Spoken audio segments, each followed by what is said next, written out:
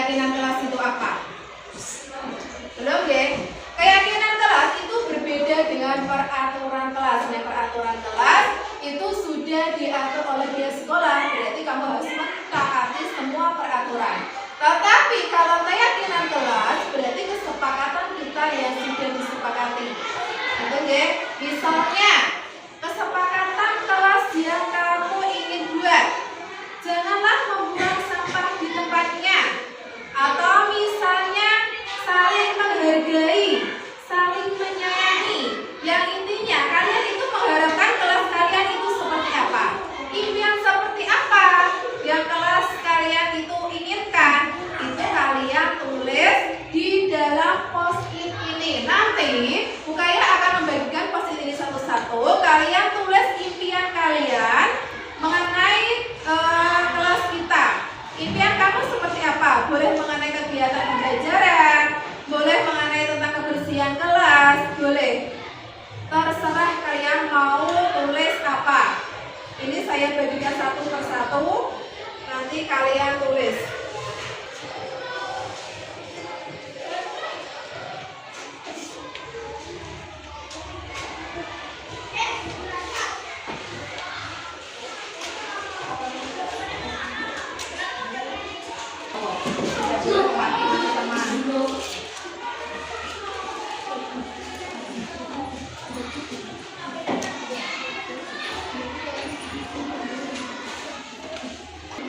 Boleh sembarang.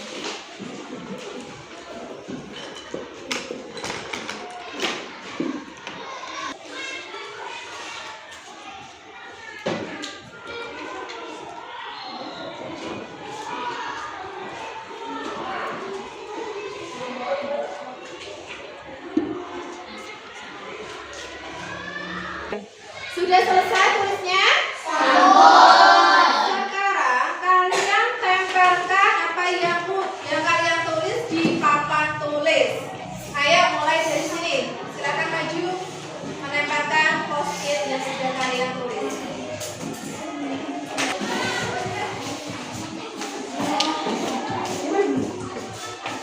Ayo tempel.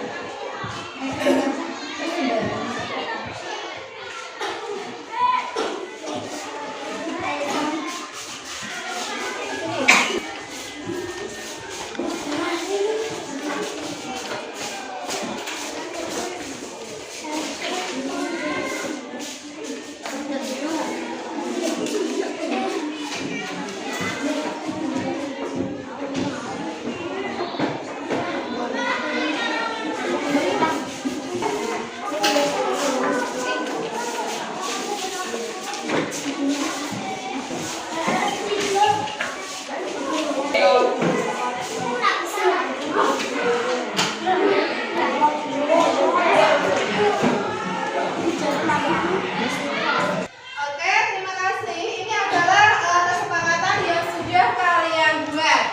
Contohnya dari Nadia, menghargai dan menghormati sesama teman. Setuju tidak? Setuju.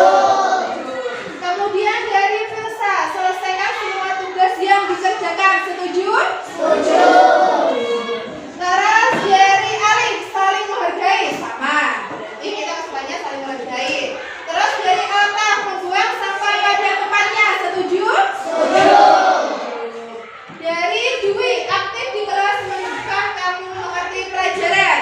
Setuju? Setuju.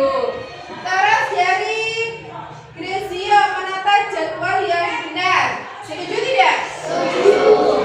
Mungkin ini kesepakatan yang kalian tulis, kita sepakati sama-sama. Setuju ya?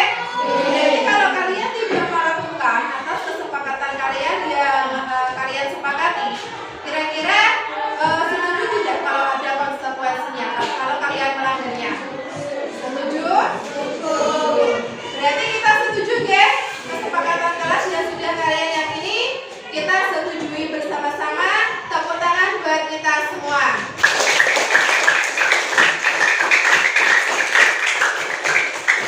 Terima kasih, itulah keyakinan kelas kita yang sudah kita buat. Semoga kesepakatan kelas yang sudah kita sepakati dapat dilaksanakan dengan baik. Dari Bukaya, wassalamualaikum warahmatullahi wabarakatuh.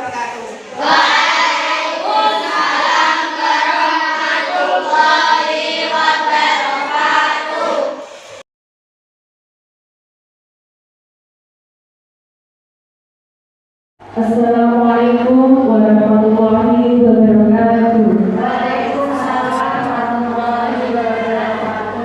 Alhamdulillah, alhamdulillahirabbil alamin wa bihi nasta'in ala umuri dunya wad din. Assalatu wassalamu ala asrofil anbiya'i wal mursalin sayyidina wa maulana Muhammad wa alihi wa sahbihi ajma'in. Amma ba'du. Pertama-tama marilah kita panjatkan puji syukur kehadirat Allah Subhanahu wa taala yang telah memberikan rahmat dan hidayahnya kepada kita semua sehingga pada pagi hari ini kita dapat berkumpul dalam acara pagi ini dalam keadaan sehat walafiat. Kedua kalinya salawat serta salam marilah kita haturkan kepada Nabi junjungan kita Nabi besar Muhammad sallallahu alaihi wasallam yang kita nanti-nantikan syafaatnya di yaumul akhir nanti. Amin Allahumma amin. Di sini saya akan membawakan susunan acara pagi hari ini. Yang pertama yaitu pembukaan, yang kedua menyanyikan lagu Indonesia Raya, yang ketiga sambutan, yang keempat penyampaian diseminasi budaya positif, yang kelima penutup.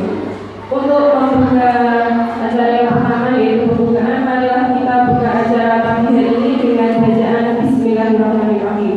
Bismillahirrahmanirrahim. Acara yang kedua yaitu menyanyikan lagu Indonesia Raya yang akan dipandu oleh Ibu Ratna Ayu Widiawati. Kepada beliau kami persilakan. Hadirin dimohon berdiri. Marilah kita menyanyikan lagu Indonesia Raya. Hitungan ketiga kita lihat. Hiduplah Indonesia Raya, 1, 2, 3. Indonesia tanah airku, tanah tumpah darahku. Di sanalah aku berdiri, jadi pandu ibuku. Indonesia kebangsaanku, bangsa dan tanah airku. Marilah kita berseru, Indonesia bersatu. Hiduplah tanahku, hiduplah negeriku, bangsaku, rakyatku semuanya. Bangunlah jiwanya, bangunlah badannya untuk Indonesia Raya. Indonesia Raya, merdeka, merdeka, tanahku, negeriku yang ku cinta. Indonesia Raya, merdeka, merdeka, hiduplah Indonesia Raya. Indonesia Raya, merdeka, merdeka, tanahku, negeriku yang ku cinta. Indonesia Raya, merdeka, merdeka, hiduplah Indonesia Raya. Hadirin dimohon duduk kembali. Untuk acara yang ketiga yaitu sambutan yang akan disampaikan yang pertama adalah kepada Ibu Kepala Sekolah SD Negeri Kebuan. Kepada Ibu Surini SPDSD waktu dan tempat kami persilakan.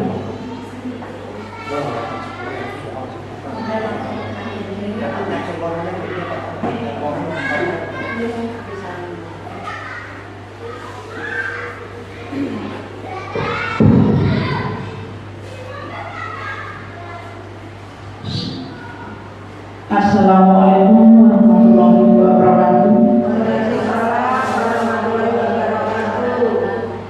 Alhamdulillah, alhamdulillah hadana wa man yahdihillahu wa man hadana lahu ja'at rasulullah biha al-mujahidi ursum bima kuntum ta'malun amanah. Yang saya hormati ibu-ibu guru semuanya, dan saya katakan pertama, mari kita selalu melanjutkan syukur kepada Allah Subhanahu wa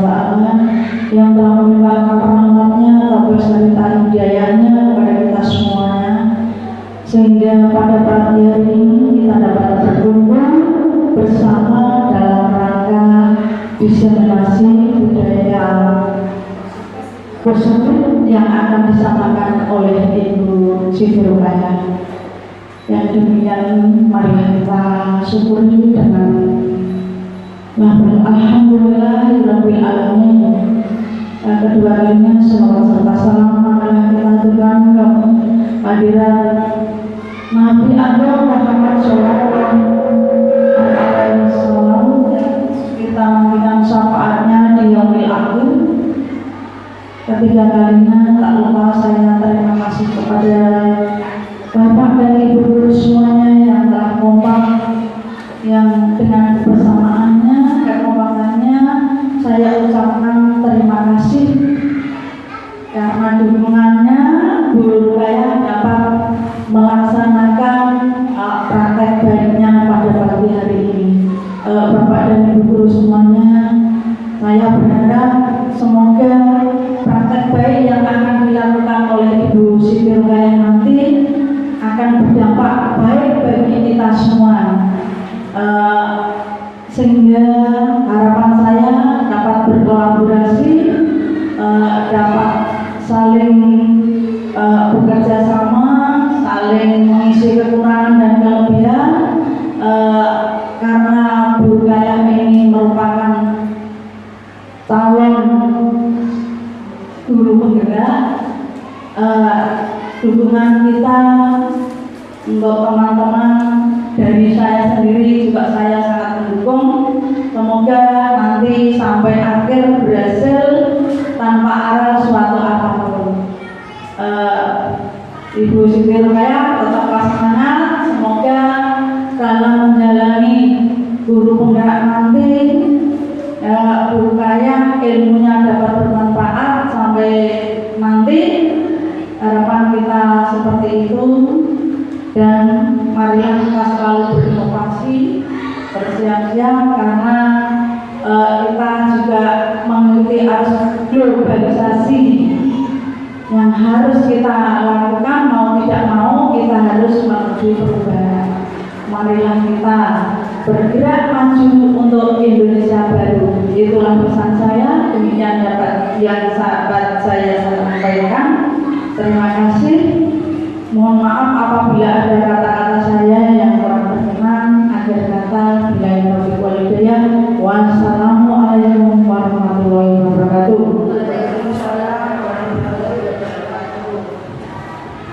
Terima kasih kepada Ibu Suri atas sambutannya. Acara selanjutnya yaitu penyampaian materi diseminasi budaya positif yang akan disampaikan oleh Ibu Rukayah. Kepada Ibu Siti Rukayah, waktu dan tempat kami persilakan. Assalamualaikum warahmatullahi wabarakatuh. Selamat pagi Bapak Ibu sekalian. Oke, terima kasih atas kehadiran waktunya untuk hadir di acara diseminasi budaya positif. Yang pertama saya ucapkan puji dan puji syukur kehadirat Allah Subhanahu wa Ta'ala karena pagi hari ini kita dapat berkumpul di sini dalam keadaan sehat walafiat.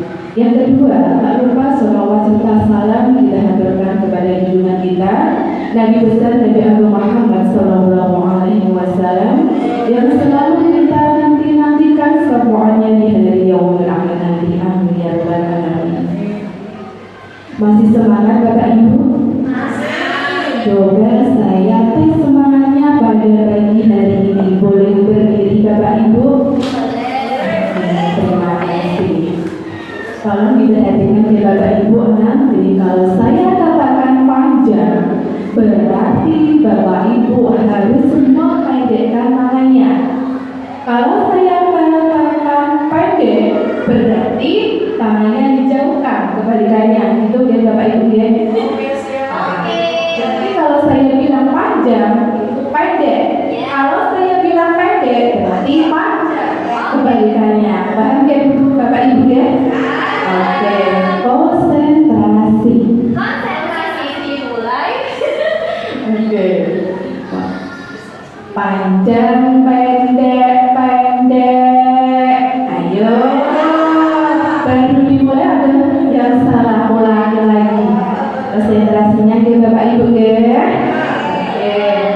Panjang, pendek, pendek, pendek, panjang, panjang, panjang, pendek, pendek, pendek, panjang, pendek. Sekali lagi, ayo konsentrasinya diatur Bapak Ibu. Sekali lagi. Panjang, pendek, panjang, panjang, pendek, pendek, pendek, panjang, pendek, pendek, panjang, pendek. Oke, tepuk tangan buat kita semua. Ternyata pagi hari ini Bapak Ibu masih semangatnya luar biasa. Oke, hari ini saya akan diseminasi mengenai modul titik 1.4 tugas jadi calon guru penggerak angkatan 10 mengenai budaya positif. Kalau kita mendengar mengenai budaya positif, mungkin tidak asing ya Bapak Ibu budaya positif. Apa sih budaya positif itu? Ada yang tahu nggak Bapak Ibu? Apa? Budaya positif. Budaya itu biasanya berkaitan dengan apa sih? Apa Bapak Ibu? Kebiasaan, betul sekali. Terus yang lain lagi apa juga? Tingkah laku, betul sekali Bu Susi. Tingkah laku, kebiasaan. Jadi budaya positif itu adalah suatu nilai kebajikan yang sudah diyakini dan menjadi karakter dalam sebuah komunitas atau lembaga seperti sekolah ini. Budaya positif itu perlu Bapak Ibu. Bagaimana menciptakan budaya positif di sekolah? Nah, ini tugas Bapak Ibu guru di sekolah. Bagaimana Bapak guru hendaknya menciptakan budaya positif itu dengan pembelajaran yang menyenangkan bagi murid. Mengapa? Karena mendorong murid untuk bertindak, berpikir, sehingga mereka dapat memerdekakan dirinya. Kalau sudah merdeka, mereka akan bertanggung jawab dan mandiri. Berarti budaya positif itu sangat penting diterapkan di sekolah karena membentuk karakter peserta didik dengan nilai kebajikan.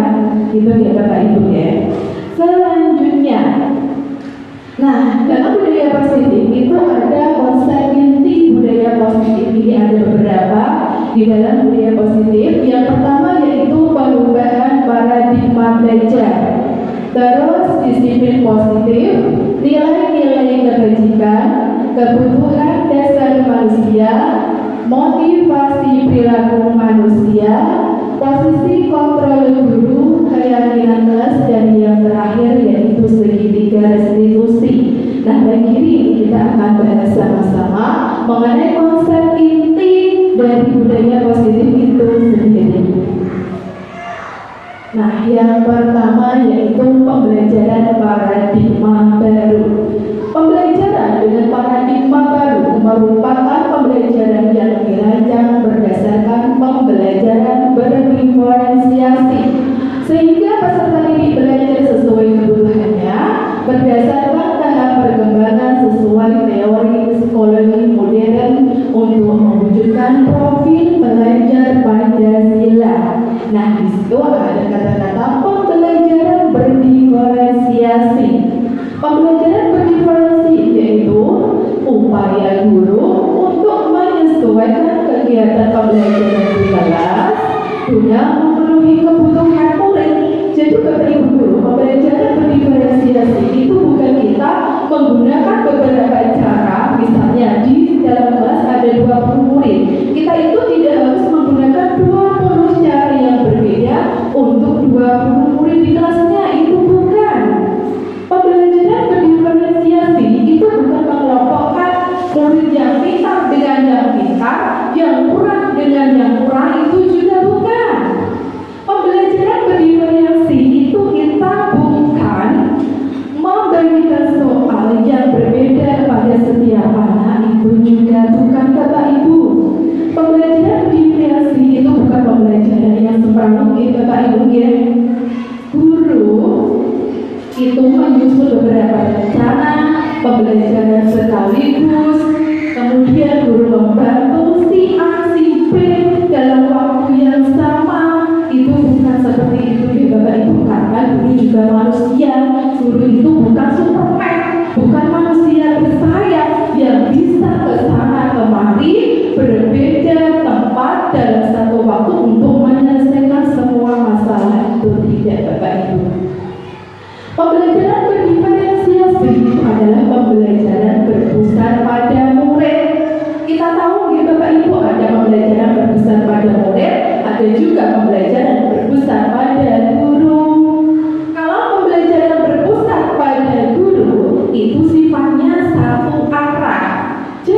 yang aktif itu gurunya, sedangkan muridnya pasif. Muridnya hanya mendengarkan, hanya memperhatikan. Jadi sumber belajarnya itu hanya terdapat di dalam guru. Guru hanya menyampaikan, murid hanya mendengarkan. Itu pasif, itu pembelajaran masa lampau, sudah klasik.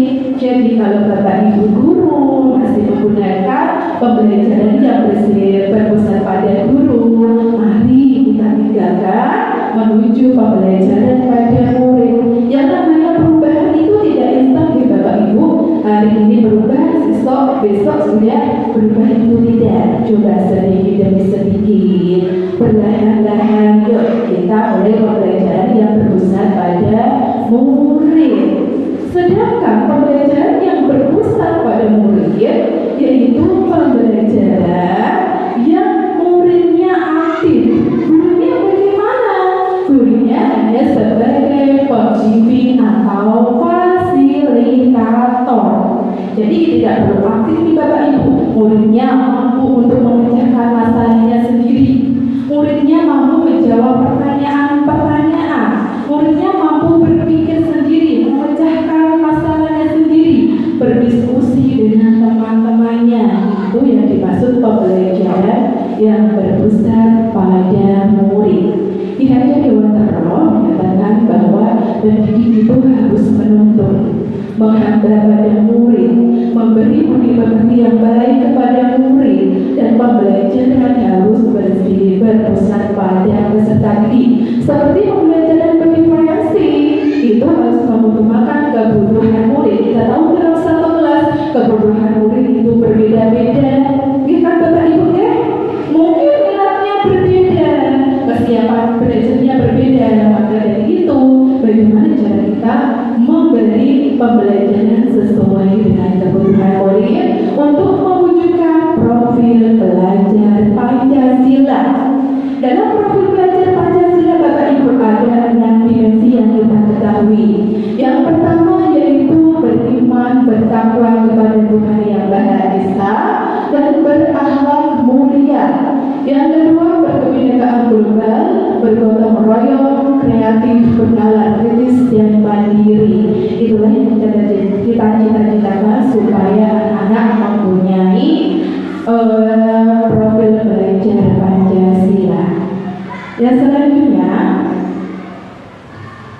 yaitu miskonsepsi tentang teori kontrol. Kadang-kala kita tanpa sadari mengontrol murid. Bagaimana cara mengontrol murid? Apakah kita bisa mengontrol murid? Ini adalah ada ilusi atau gambaran kita saat kita sedang mengontrol murid. Yang pertama yaitu ilusi guru mengontrol murid. Kita tahu bahwa kita itu tidak bisa memaksa murid untuk mematuhi segala perintah yang kita berikan kalau murid tersebut memilih tidak untuk melakukannya. Makanya kita ini sudah mengontrol Bapak Ibu, karena dia mengizinkan dirinya untuk dikontrol. Teori kontrol mengatakan bahwa semua perilaku itu mempunyai tujuan.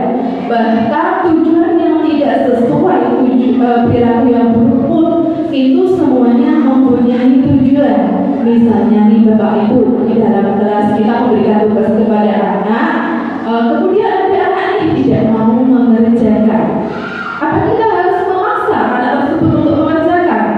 Tidak, karena kita tidak bisa untuk mengontrol murid tersebut. Kalau anak tersebut tidak mempunyai motivasi intrinsiknya, kesadaran dirinya untuk mengerjakan tugas yang dia berikan, berarti dia tidak akan mengerjakannya. Mungkin kalau dia mengerjakan, mungkin karena takut akan dimarahi gurunya. Mungkin kalau dia tidak mengerjakan, dia akan dihukum oleh gurunya. Atau mungkin kalau dia tidak mengerjakan, dia hanya menggarap pujian atau imbalan yang diberikan gurunya. Itu termasuk tidak memiliki motivasi intrinsik. Jadi kita itu tidak bisa memaksa murid melakukan sesuatu kecuali murid tersebut mengizinkan dirinya untuk dikontrol. Yang kedua, ilusi bahwa semua pengalaman positif, efektif,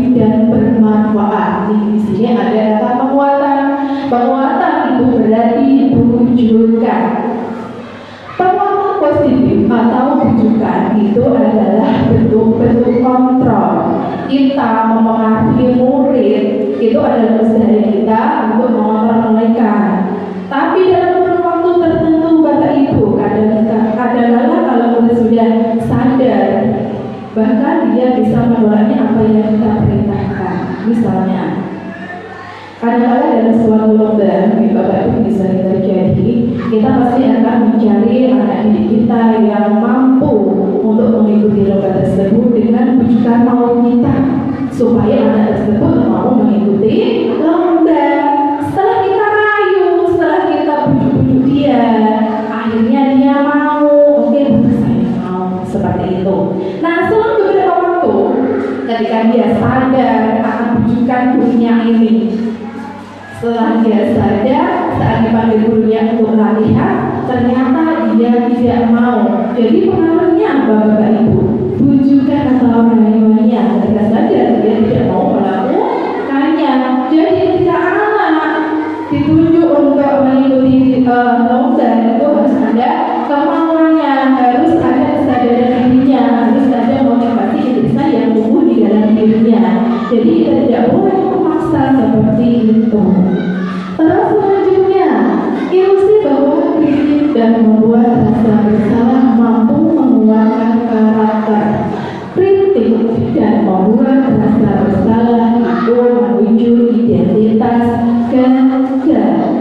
Kalau menuju identitas gagal, berarti kita harus menghindarinya. Kita tahu bahwa kalau kita mengkritik atau membuat rasa bersalah pada anak didik kita, mereka mungkin akan belajar bahwa dirinya itu buruk, itu tidak boleh Bapak Ibu ya. Kadang kita sering Bapak Ibu, kadang kita sering tanpa sadar kita melakukan hal tersebut dengan menyampaikan kata-kata yang halus, tapi yang disampaikan itu adalah pesan yang negatif. Kadang seperti ini. Saya kecewa dengan kamu ya, kok kamu seperti ini? Harusnya kamu jangan begini lah. Nah, itu yang dirasakan anak apa? Oh, saya buruk, saya nggak pantas nih, saya nggak pantas dimaafkan nih. Itu tidak boleh. Terus selanjutnya, ilusi bahwa orang dewasa berhak memaksa. Orang dewasa, kita sebagai guru, sebagai pendidik itu lebih dewasa daripada murid, ya kan? Orang dewasa percaya bahwa orang dewasa itu memiliki tanggung jawab untuk membuat anak didik kita mengikuti apa yang kita perintahkan dan mereka dapat menerimanya.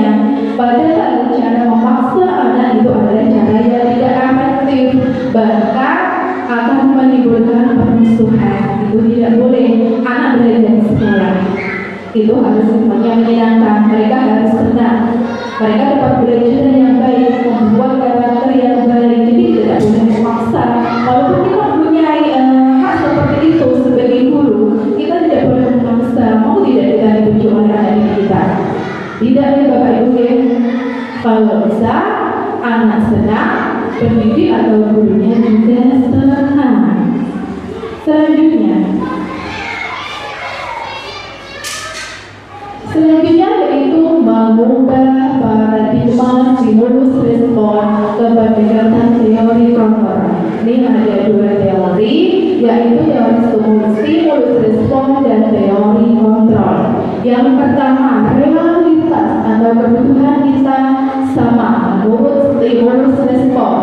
Menurut teori counter, realitas dan kebutuhan kita berbeda. Kita tahu bahwa semua anak walaupun dalam satu kelas itu mempunyai kebutuhan yang berbeda.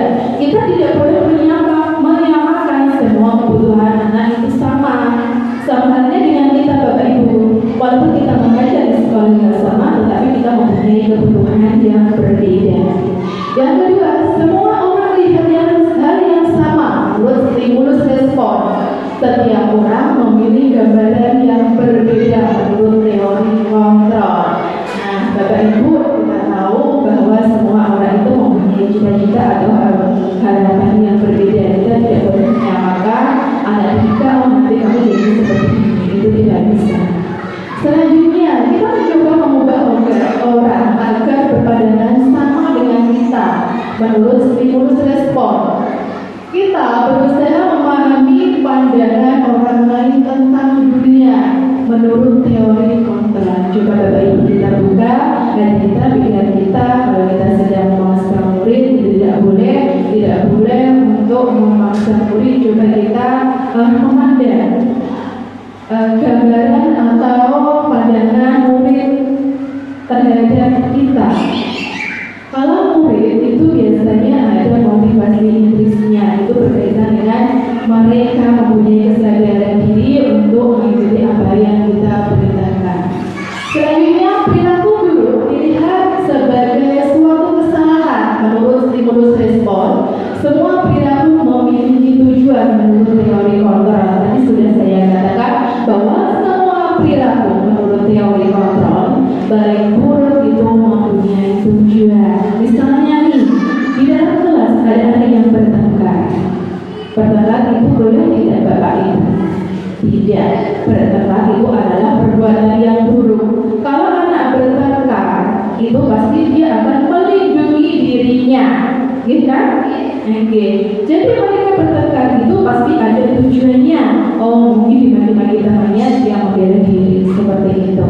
Jadi kita tidak harus bahwa tujuan baik itu hanya mempunyai tujuan. Terus kemudian perbuatan yang buruk itu tidak mempunyai tujuan. Itu tidak semua perbuatan baik atau perbuatan buruk itu sama-sama mempunyai tujuan. Selanjutnya, orang lain bisa mengontrol saya.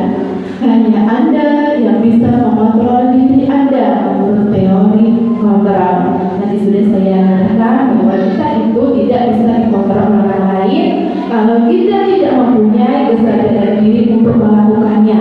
Kalau kita tidak mempunyai motivasi intrinsik untuk melakukannya. Selanjutnya, saya bisa mengontrol orang lain menurut stimulus respon. Kemudian Anda tidak bisa mengontrol orang lain menurut teori kontrol. Itu seperti halnya yang tadi. Kemudian pemaksaan pada saat rujukan gagal. Kolaborasi konsensus menciptakan pilihan baru menurut teori kontrol. Saat memaksakan rujukan kepada murid, tetapi murid tidak bersedia, apa yang kita lakukan? Coba kita kolaborasi dengan murid, kita kerja sama dengan murid, berkomunikasi yang baik, memberikan komunikasi yang efektif pada murid. Bagaimana cara memecahkan masalahnya? Kita berikan solusi yang baik Bapak Ibu. Jadi kita tidak perlu memaksa, kita tidak perlu memberikan tujuan. Konsensus itu berarti memberi kesepakatan antara kita dengan murid bagaimana kita memecahkan masalah bersama-sama.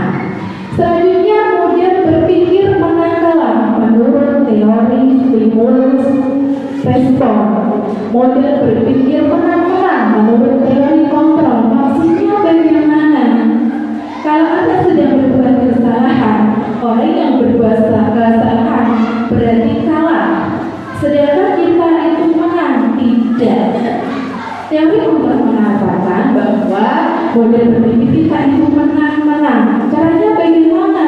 Coba kita komunikasi yang baik dengan anak didik kita tanya yang baik-baik, komunikasi yang efektif, bagaimana memecahkan masalah yang sedang dihadapi, kita tawarkan solusi yang terbaik supaya mereka bertanggung jawab atas apa yang dilakukannya. Jadi anak menang, kita juga menang. Selanjutnya, disiplin positif. Disiplin berasal dari kata disiplina yang artinya belajar. Disiplin mengacu pada disiplin diri yang memiliki tanggung jawab terhadap apa yang dilakukannya berdasarkan nilai-nilai yang diyakini. Disiplin positif merupakan salah satu cara penerapan disiplin yang bertujuan untuk menumbuhkan kesadaran serta memberdayakan peserta didik tanpa imbalan ancaman dan hukuman. Kalau kita mendengar kata disiplin Bapak Ibu, apa yang terlintas di pikiran kita Bapak Ibu? Apa coba? Kalau kita mendengar kata-kata disiplin, tepat waktu, betul sekali bagaimana? Apalagi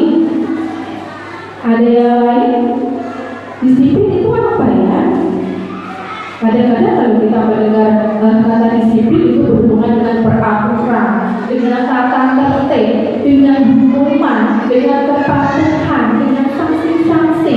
Begitu ya? Tapi itu jauh berbeda.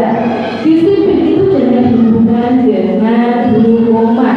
Hukuman itu adalah alternatif yang kita berikan terakhir, atau jika perlu hukuman itu tidak perlu digunakan.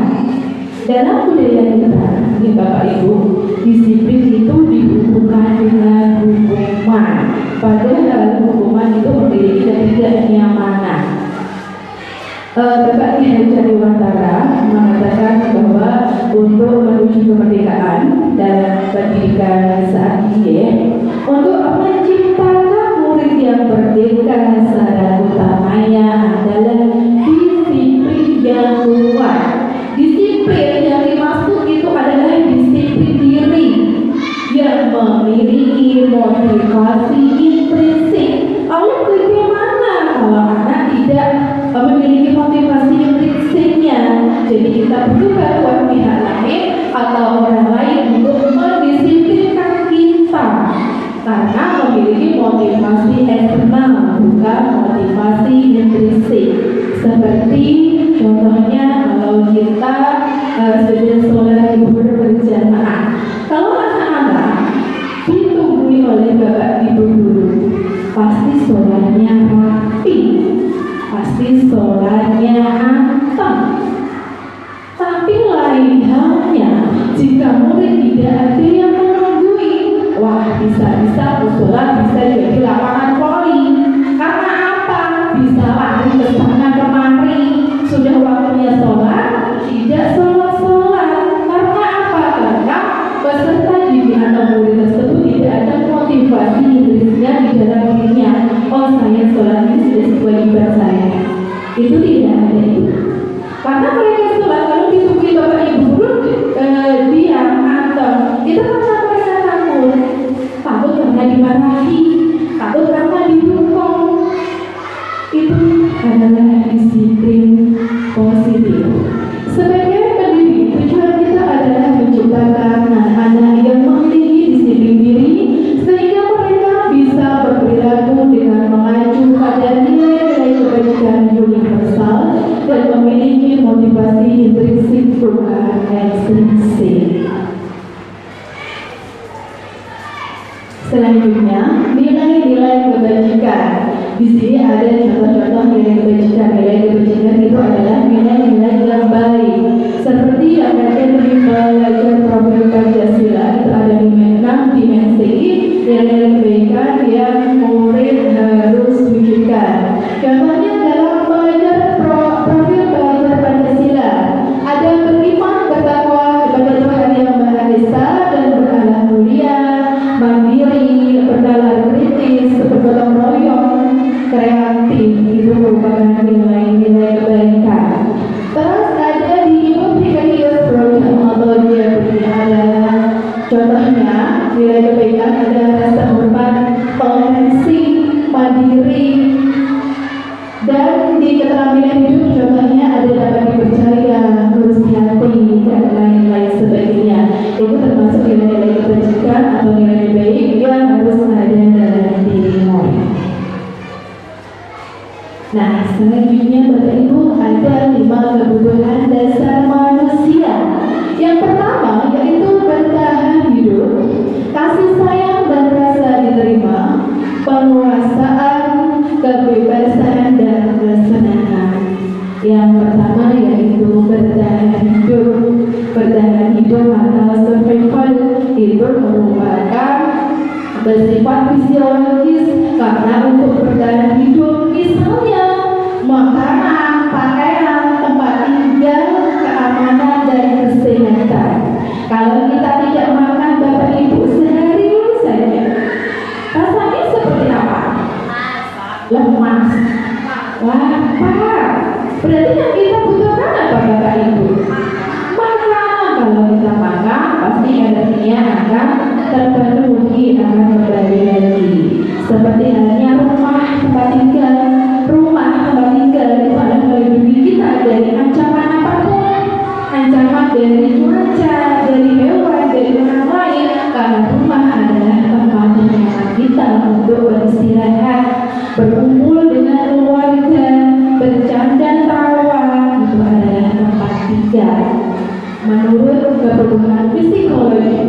Kebutuhan bertahan hidup itu meliputi kebutuhan akan rasa aman.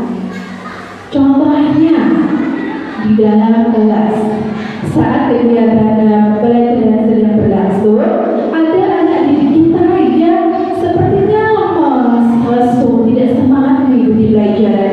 Apakah kita harus memarahinya, Bapak Ibu? Tidak. Pasti kita akan menanyakan, kamu kenapa nak? Kok sepertinya tidak semangat? Kamu kenapa nak? Kok kayaknya kamu lemas sekali? Seperti itu. Ketika anak menjawab, bahwa saya berusaha bantu, apa yang kita lakukan? Ya sudah, kamu keluar, beri makanan, kamu sarapan dulu. Kebutuhan apa yang ingin dipenuhi dari murid tersebut? Kebutuhan makanan, kebutuhan untuk bertahan hidup. Seperti halnya ketika anak sedang tiba-tiba dalam kegiatan pelajaran, anaknya badannya panas, kita tidak tahu deh. Apa yang kita lakukan? Kita berikan pertolongan pertama. Biasanya apa Bapak Ibu? Suruh pulang, beri obat, dikasih obat atau apa? Kita beri pertolongan dulu. Yuk nak kita ke UKS, dikasih obat.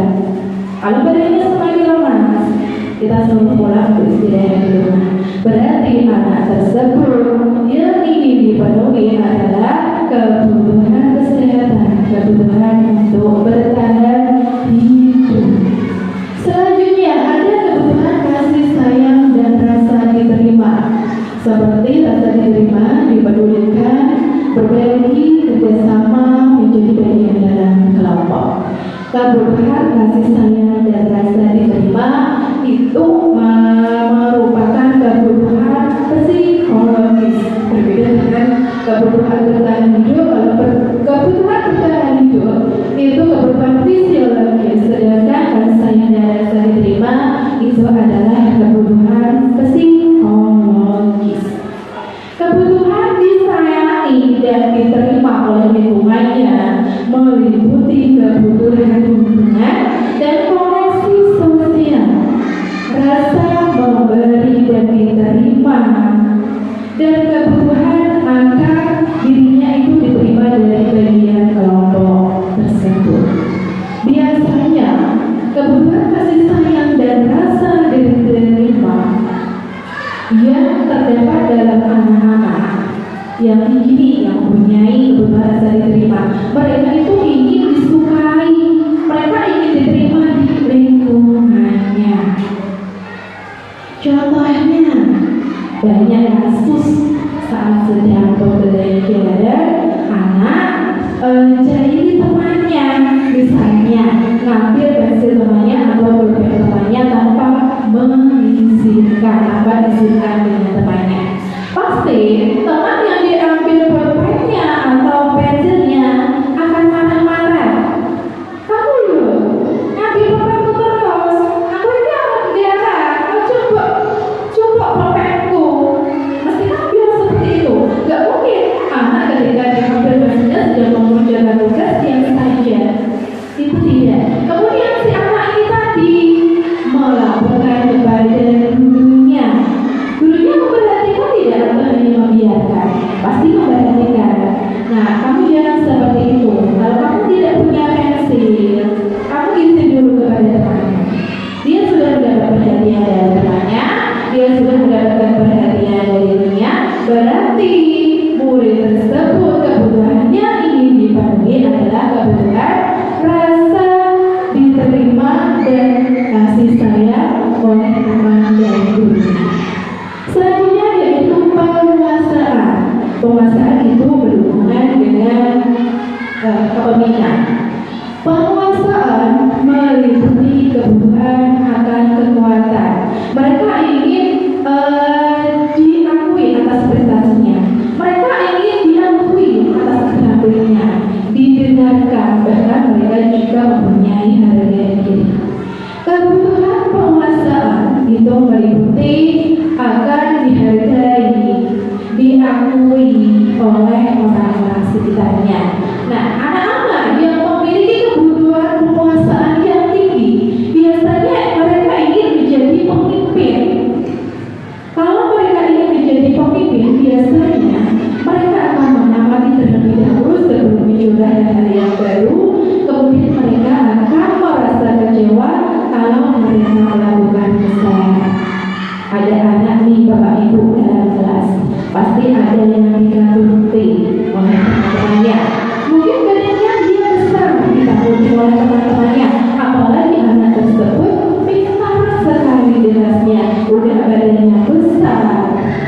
anak yang dalam sosial itu mempunyai, kemudian udah pintar, pasti ada teman-teman yang mengakuinya. Ada tidak Bapak Ibu?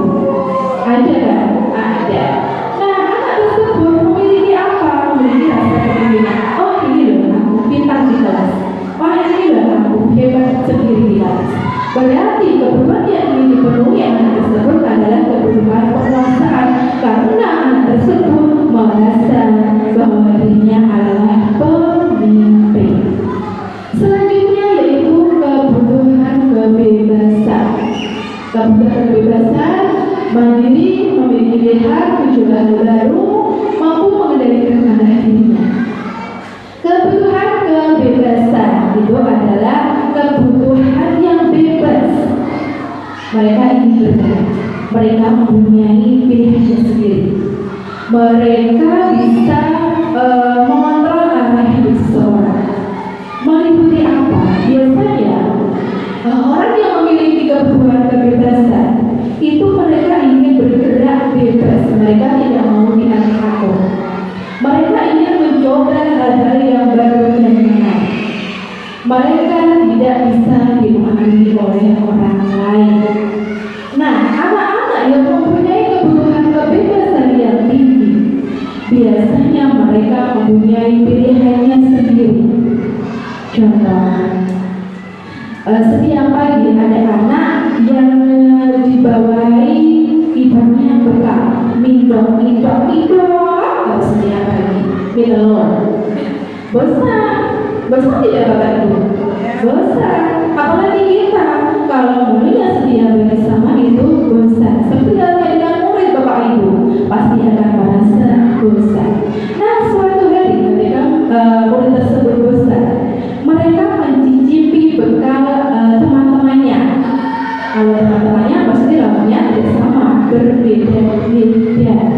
Hal apa yang ingin dipenuhi anak tersebut? Yaitu mencoba menu masakan oleh teman-temannya supaya tidak bosan apa yang dibawa oleh ibunya dengan memberi bekal yang setiap harinya, yaitu minum terus. Anak tersebut mencoba hal baru dengan mencicipi makanan teman-temannya. Selanjutnya ada kebutuhan kesenangan. Senang berarti tertawa. Anak-anak itu suka bermain, suka tertawa, bercanda, bergurau dengan teman-temannya. Kadang-kala kalau kita melihat anak bertingkah yang tidak sesuai, berperilaku buruk, coba kita amati depannya. Menggemaskan tidak? Apalagi anak-anak ya kelas 1, kelas 2, kalau ketika dia marah, menggemaskan tidak? Ada yang menggemaskan. Dan itu kalau kita perhatikan, kita ingin marah, tapi dalam hati ingin tertawa. Nah, anak-anak yang mempunyai kebutuhan kesenangan yang tinggi, mereka itu ingin melakukan apa yang dilakukan itu dinikmati. Hidup itu cuma sekali, Bapak Ibu, seperti hanya boleh. Kalau kita tidak bisa menikmati apa yang kita lakukan, itu rasanya menyedihkan. Gitu ya. Seperti halnya bermain, humor, antusiasme, tertawa. Selanjutnya, motivasi perilaku manusia. Motivasi perilaku manusia itu ada motivasi intrinsik yang berasal dari dalam dan motivasi ekstrinsik yang berasal dari luar. Nah, kita perhatikan Bapak Ibu, di sini untuk menghindari terjadinya maaf, yaitu hukuman, dan untuk mendapatkan imbalan, penghargaan dan orang lain itu termasuk apa? In atau X? X atau in? Ekstrinsik, karena tidak ada motivasi di dalam dirinya, tidak ada kesadaran yang timbul di dalam dirinya. Selanjutnya, untuk menjadi orang yang mereka inginkan dan menghargai diri sendiri dengan nilai-nilai yang mereka percaya, itu termasuk motivasi intrinsik. Nah, ini adalah PR kita untuk menumbuhkan motivasi intrinsik kepada anak didik kita.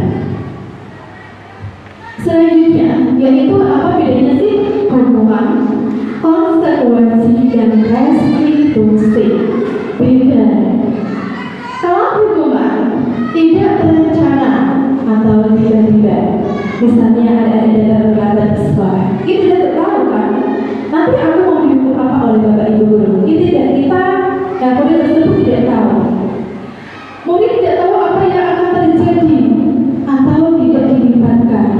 Beda dengan keyakinan kelas.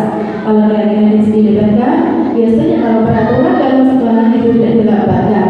Oh, nanti saya duduk lari lapangan 2 kali atau duduk berdiri selama 2 jam.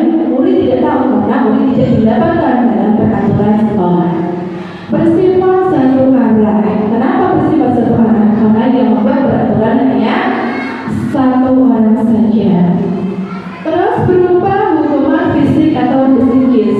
Menghukum anak dengan berlari lapangan atau menghukum anak dengan berdiri itu termasuk hukuman fisik. Terus konsekuensi berencana atau disepakati sesuai peraturan. Beda hukuman dan konsekuensi. Kalau hukuman tadi itu tidak dilibatkan, sedangkan konsekuensi itu dilibatkan rencana, disepakati sesuai kesepakatan yang sudah disepakati.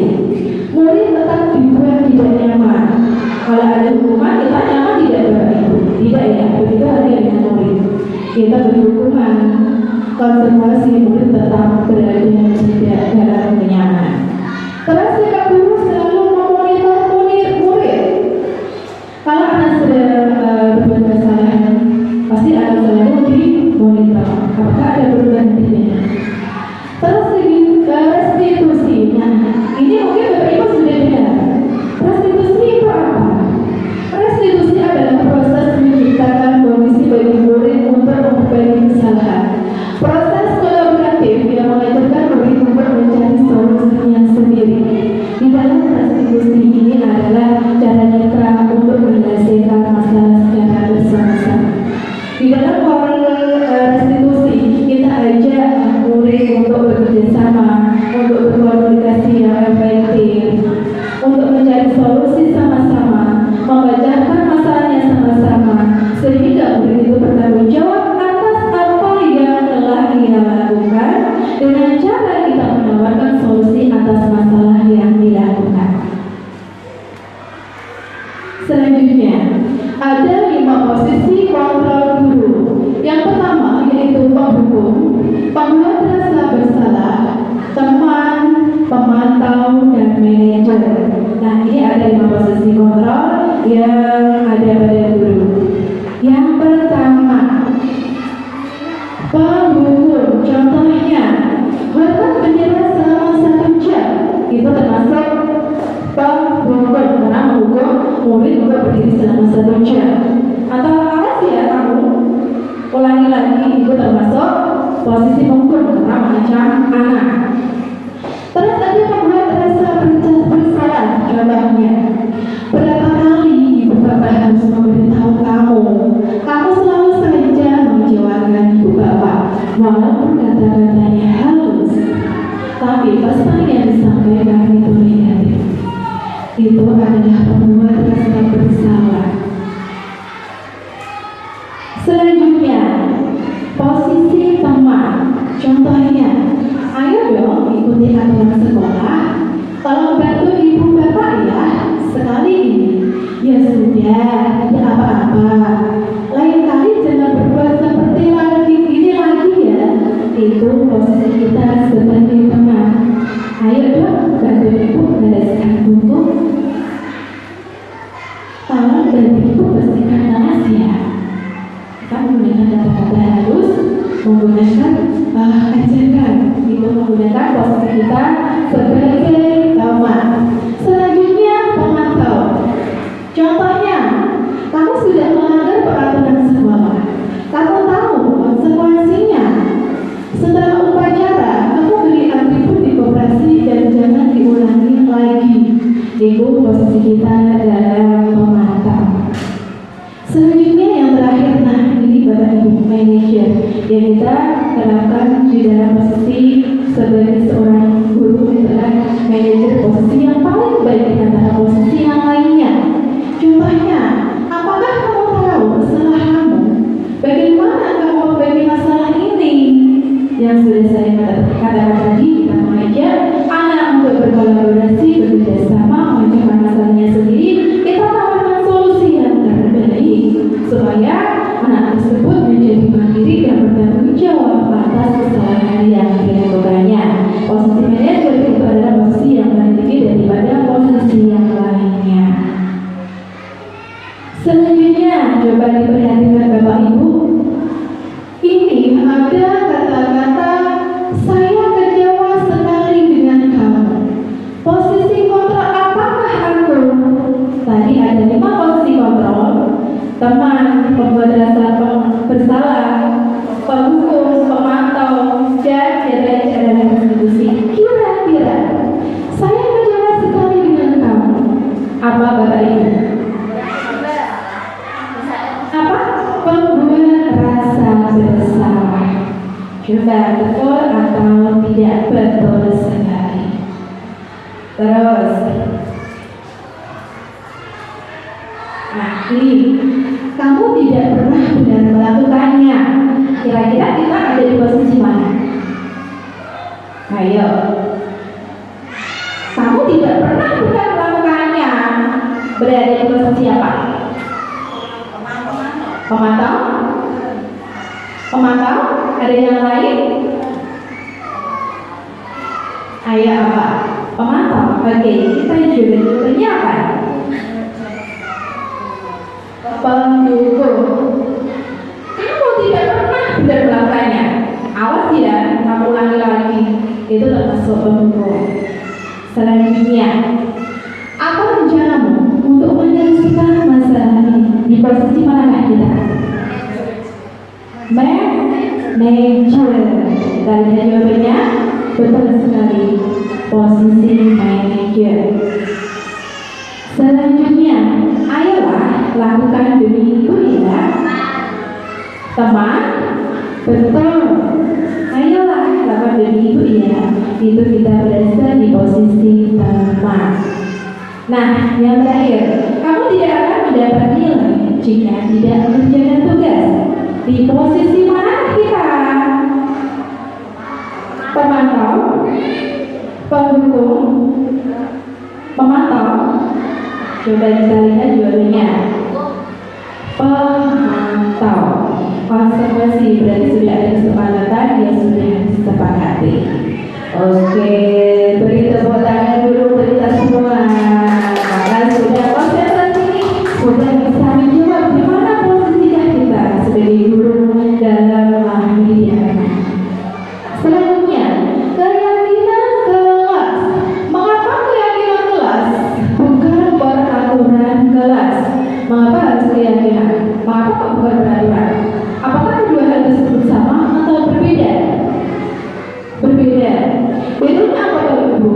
Kalau keyakinan berarti sudah ada kesepakatan yang sudah disepakati, kemudian kita melibatkan antara guru dengan murid.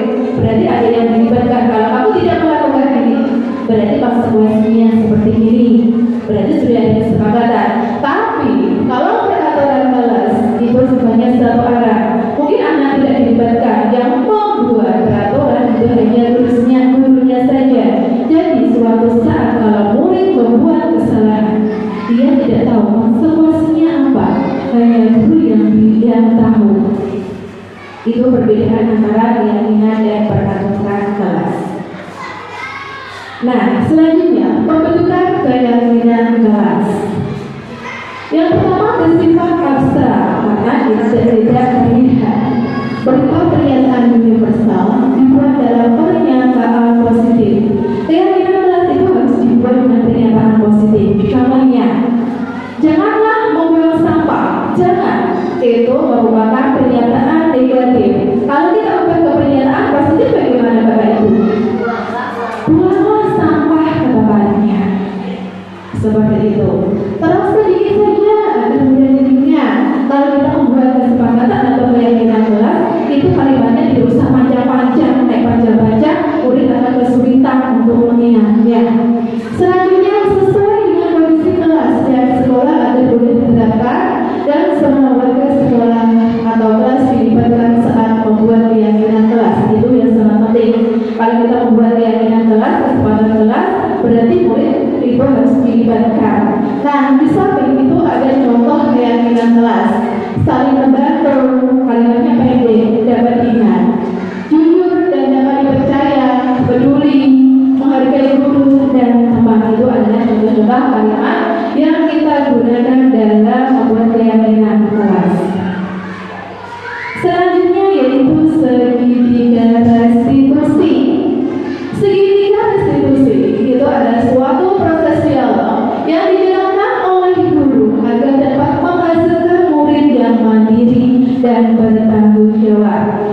Bapak Ibu ada sedikit 3 resolusi. Yang pertama yaitu menstabilkan identitas, kedua validasi tindakan yang salah, dan yang terakhir menanyakan keyakinan. Mengapa Pak menggunakan segitiga restitusi? Karena segitiga restitusi adalah cara kita untuk menawarkan solusi dari permasalahan murid. Yang pertama yaitu menstabilkan identitas. Contohnya, kalau ada studi sedang mempunyai permasalahan, kita tidak boleh menghukumnya, tapi kita juga ada bicara dengan baik. Yang pertama yaitu dengan menstabilkan identitasnya dulu. Contohnya, berbuat salah itu wajar. Tidak ada manusia yang sempurna. Bapak Ibu juga pernah melakukan itu. Bapak Ibu tidak mau mencari siapa yang salah, tapi Bapak Ibu ingin mencari solusi dari masalah ini. Kamu berhak merasa begitu.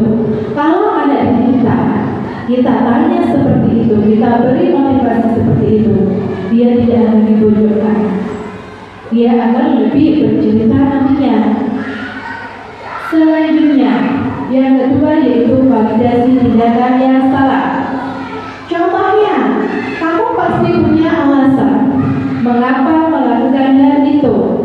Padahal kamu bisa melakukan hal yang lebih buruk dari ini ya.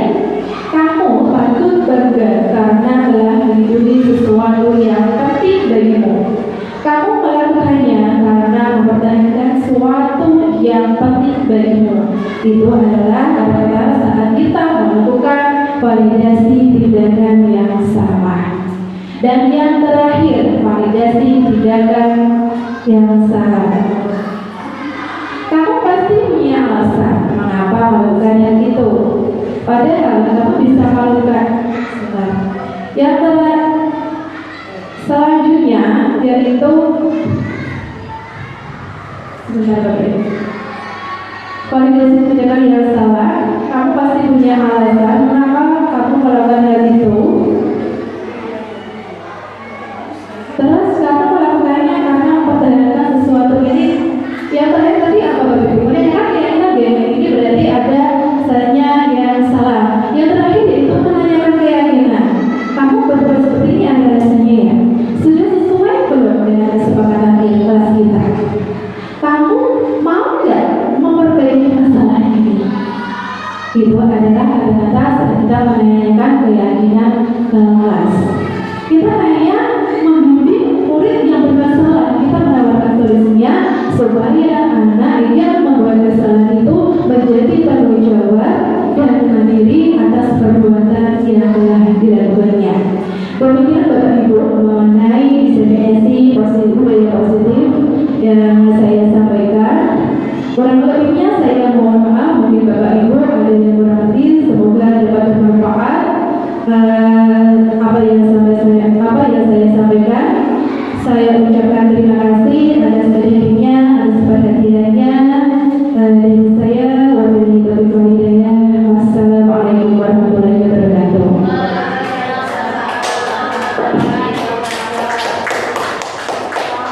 Terima kasih kepada Ibu Siti Udaya atas penyampaian materi diseminasi budaya positif yang sangat bermanfaat bagi kita semua selaku Bapak Ibu guru. Semoga dengan materi ini kita bisa menjadi lebih baik dan guru yang lebih menyenangkan lagi untuk murid-murid kita. Untuk penghujung acara selanjutnya yaitu menutup, marilah kita tutup acara pagi hari ini dengan bacaan Alhamdulillah bersama. Alhamdulillah. Saya selaku pembawa acara, apabila ada tutur kata yang kurang berkenan, saya mohon maaf yang sebesar-besarnya. Wabillahi taufiq wal hidayah. Wassalamualaikum warahmatullahi wabarakatuh.